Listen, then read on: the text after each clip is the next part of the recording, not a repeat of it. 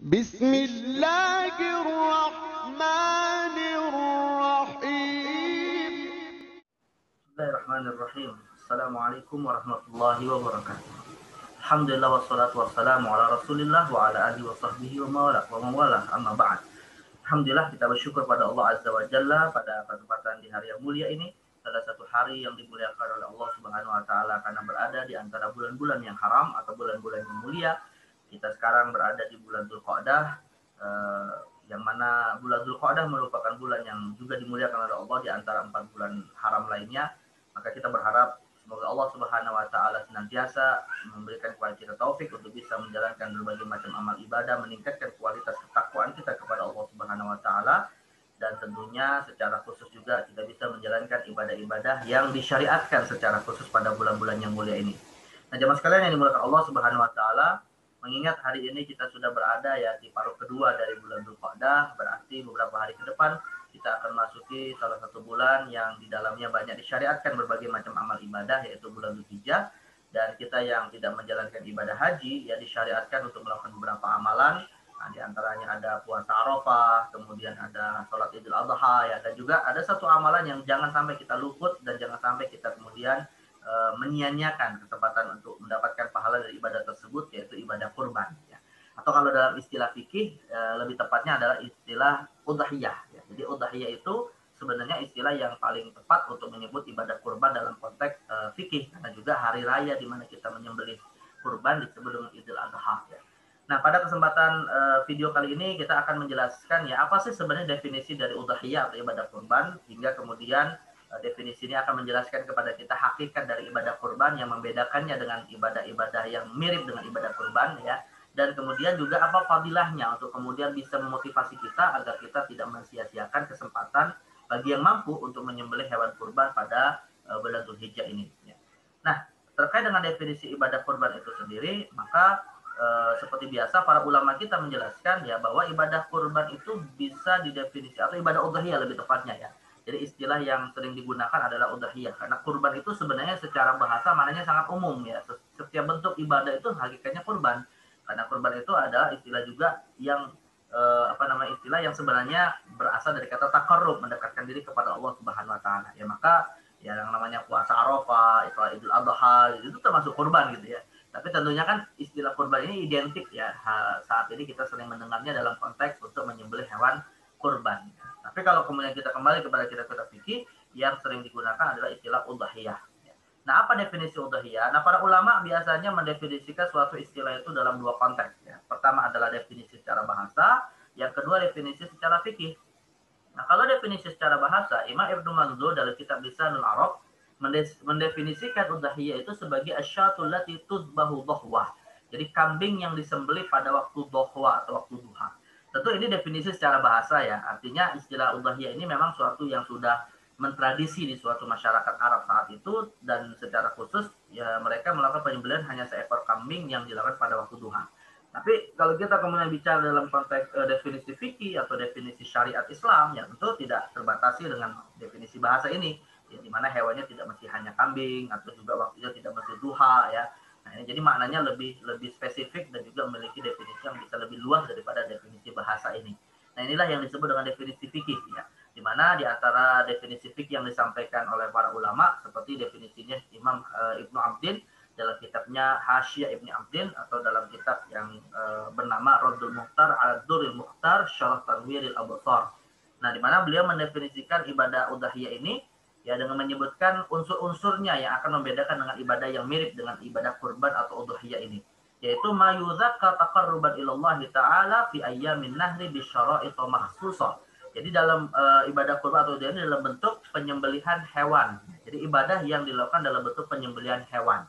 Nah, ini untuk membedakan ya dengan ibadah lain yang juga dilakukan di bulan Dzulhijjah tapi tidak dalam rangka untuk, atau tidak bentuknya adalah penyembelihan hewan. Seperti tadi kita sebutkan, ada puasa Arafah, ada sholat Idul Adha, ataupun ada ibadah yang lain ya. Intinya kalau itu dilakukan di bulan Dzulhijjah, kalau bukan penyembelihan hewan itu tidak disebut udhiyah ya. Jadi harus wujudnya penyembelihan hewan. Yang kedua, taqarruban ilallah taala. Nah, hewan yang tadi disembelih itu dalam rangka untuk mendekatkan diri kepada Allah. Jadi bukan dengan niatan untuk sekedar dimakan atau diniatkan untuk dijual kembali misalnya gitu ya. Ya memang boleh sih kita nyembelih hewan ternak untuk dimakan atau untuk dijual, tapi tidak disebut sebagai taqarrub atau ibadah kalau tidak niatkan sebagai ibadah. Maka niat itulah yang akan membedakan suatu amalan itu adalah ibadah atau bukan, walaupun memiliki kesamaan tata caranya. Dan yang ketiga, fi ayyamin nahri. Nah, ibadah penyembelihan hewan kurban itu tadi dilakukan pada hari-hari nahar. Ya, artinya untuk membedakan bahwa ada juga penyembelihan hewan yang dalam rangka ibadah, tapi dia tidak disebut kurban karena dilakukan di luar bulan nahar. Ya, atau di luar hari nahar, yaitu hari nahar di sini adalah tanggal 10 sampai 3 hari tasyrik setelahnya. 10, 11, 12, 13 Zulhijjah. Nah, jadi kalau ada orang menyembelih hewan, ya hewan ternak, kemudian dalam rangka ibadah, tapi tidak di hari nahar, nah maka itu tidak disebut kurban. Misalnya ada yang menyembelih dalam rangka akikah atau untuk menyembelih dalam rangka untuk sedekah, ya. Tapi di luar 4 hari ini, maka dia tidak disebut kurban. Bisyara'id maksusah, dan juga dengan syarat-syarat yang khusus. Nah, syarat yang khusus ini diantaranya ada terkait dengan jenis hewannya, yang terbatasi hanya 3 hewan, ya kambing, sapi, dan unta. Maka kalau hewan yang disembelih misalnya adalah ayam, walaupun dilakukan di hari nahar, walaupun dalam rangka untuk taqarrub karena untuk disedekahkan, nah itu tidak disebut kurban. Ya boleh saja, tapi tidak disebut sebagai ibadah kurban. Ya, karena harus dengan syarat khusus jenis hewannya misalnya, atau syarat khusus lainnya harus dengan niat. Ya bahwa niatnya itu memang spesifik adalah udhiyah, bukan niat ibadah-ibadah penyembelihan hewan yang lain. Ya. Nah ini definisi ibadah kurban yang membatasi suatu ibadah disebut kurban dan tidak masuk di dalamnya ibadah lainnya yang walaupun memiliki kemiripan tapi tidak dikategorikan sebagai udhiyah. Nah, lantas apa fadilah dari ibadah kurban yang dengan itu kita bisa termotivasi untuk bisa melakukan ibadah ini? Pertama adalah ibadah kurban merupakan salah satu ibadah yang bisa mendatangkan cinta dari Allah. Dan sungguh tidak ada yang diharapkan seorang mukmin nanti di hari akhir kecuali adalah kecintaan dari Allah, karena itulah yang akan menyelamatkan kita. Jadi hari akhir nanti sekaligus untuk bisa menjadikan kita sebagai hamba-hamba yang suada, yang mendapatkan kebahagiaan hakiki nanti di hari akhir. Nah Allah kemudian menginformasikan yang melalui lisan Rasulullah bahwa di antara amalan yang bisa mendatangkan cinta dari Allah adalah menyembelih hewan kurban. Nabi SAW mengatakan, ma'amila adamiyyu min amali yauman nahri, ma'amila adamiyyu min amalin yauman nahri, ahabba ilallahi min ihraqid dam. Tiadalah suatu amalan yang dilakukan oleh seorang manusia, kata Rasulullah, ya, pada hari nahar, tanggal 10, 11, 12, 13 Zulhijjah, yang paling dicintai oleh Allah Subhanahu wa taala kecuali dalam wujud ihraqid dam, yaitu dalam wujud mengalirkan darah. Maksudnya adalah menyembelih hewan kurban. Ya, jadi ini menunjukkan amal yang sangat dicintai oleh Allah Subhanahu wa taala. Dan bahkan Rasul menyebutkan juga ya di antara fadilahnya, innaha la ta'ti yaumal qiyamati bi quruniha wa asy'ariha wa adlafiha. Ya bahkan semua unsur dari hewan tersebut semuanya akan datang nanti di hari kiamat sebagai pahala, ya, sebagai suatu kebaikan yang akan mendatangkan pahala bagi orang-orang yang melakukannya, yaitu apa saja, biquruniha wa asy'ariha wa adlafiha, ya, tanduknya, kemudian bulunya, itu semua akan menjadi saksi yang akan memberatkan timbangan amal seorang hamba yang berkurban. Bahkan wa annad-dam la yaqa'u minallahi bimakanin qabla an yaqa'a minal ardi. Bahkan darah yang ditumpahkan dalam proses penyembelihan itu, kata Rasulullah SAW, sudah diletakkan oleh Allah pada suatu tempat yang nanti akan juga menjadi saksi dari ibadah mulia ini nanti di hari kiamat, ya, sebelum darah itu jatuh di atas bumi. Nah, artinya ini kemuliaan, bahkan sesuatu yang najis sekalipun dari ibadah kurban itu akan bisa mendatangkan kebaikan bagi kita. Fatibu biha nafsan. Maka Nabi kemudian mengajak kita umatnya untuk melakukan ibadah kurban ini sembari mengatakan fatibu biha nafsan. Sungguh beruntunglah orang yang bisa menjalankan ibadah kurban ini. Nah ini fadilah yang besar yang Allah janjikan melalui lisan Rasulullah Sallallahu Alaihi Wasallam. Kemudian yang kedua, fadilah lainnya adalah kurban ini merupakan bagian dari syiar Allah. Ya, syiar itu artinya adalah alamat din, ya, tanda-tanda kita menjalankan agama ini dengan baik, tanda-tanda keimanan kita yang jujur kepada Allah Subhanahu Wa Taala. Nah, maka dalam suatu ayat Allah juga menginformasikan ibadah kurban menunjukkan kejujuran iman kita, kejujuran keislaman kita karena tunduk kepada aturan Allah Subhanahu Wa Taala. Allah berfirman, wal budana ja'alnaha lakum min sya'airillah. Dan kami jadikan ya untuk kamu tuh unta-unta. Ini konteksnya unta, walaupun secara umum sebenarnya adalah hewan kurban yang disembelih sebagai bagian dari syiar-syiar Allah Subhanahu wa taala. Nah, maka kalau kita ingin menunjukkan keislaman kita dengan baik, ya salah satunya adalah dengan cara kita melakukan ibadah kurban ini. Kemudian yang ketiga, kurban merupakan salah satu sunnah di antara sunnah-sunnah Rasul. Nah, sunnah di sini yang dimaksud bukan sunnah dalam arti definisi fikih, ya, yaitu amalan yang kalau dilakukan berpahala ditinggalkan tidak mengapa, Bukan itu. Kalau ini sih sunnah dalam arti fikih. Dan juga ibadah kurban memang sunnah kalau dalam konteks fikih kepada kita. Tapi yang dimaksud sunnah di sini yang hakikatnya bisa membuat kita termotivasi agar bisa beribadah kurban meskipun kita sedang melakukan amalan yang sunnah adalah sunnah Rasulullah, yaitu perbuatan yang disandarkan kepada Rasulullah dan bahkan tidak pernah Rasulullah tinggalkan sejak disyariatkannya ibadah kurban ini. Kenapa? Karena memang ibadah kurban termasuk amalan yang hukumnya wajib bagi Nabi SAW. Jadi sunnah Rasul yang hukumnya wajib bagi Nabi, tapi sunnah bagi kita. Nah inilah yang menunjukkan untuk kita juga harus termotivasi. Nabi Muhammad SAW yang sudah dijamin surga ya. Tentunya ketika beliau melakukan suatu amalan yang besar seperti ini yang bahkan diwajibkan atas beliau dan beliau sudah mendapatkan jaminan surga, kita ya harusnya termotivasi ya. Kita yang tidak pantas atau belum pantas ya, bukan tidak pantas ya, belum pantas untuk mendapatkan surga dan bahkan belum ada jaminan surga karena kita masih hidup di dunia misalnya, ya sungguh sangat merugi kalau kemudian tidak mengamalkan apa-apa yang bahkan Nabi saja wajib melakukannya. Sedangkan Nabi melakukan hal tersebut ya dalam rangka bersyukur kepada Allah karena beliau mendapatkan jaminan surga. Nah, jadi intinya mengamalkan kurban, ibadah kurban ini hakikatnya kita ingin menteladani Rasulullah, manusia yang telah dijamin surga oleh Allah Subhanahu wa taala. Dalam hadis Nabi mengatakan, "Salatun hunna alayya fara'id wa hunna lakum tatawwu." 3 amalan yang diwajibkan kepadaku dan disunahkan atas kalian. Al-witru wan nahru wa salatul duha. Salat witir, menyembelih kurban dan salat duha.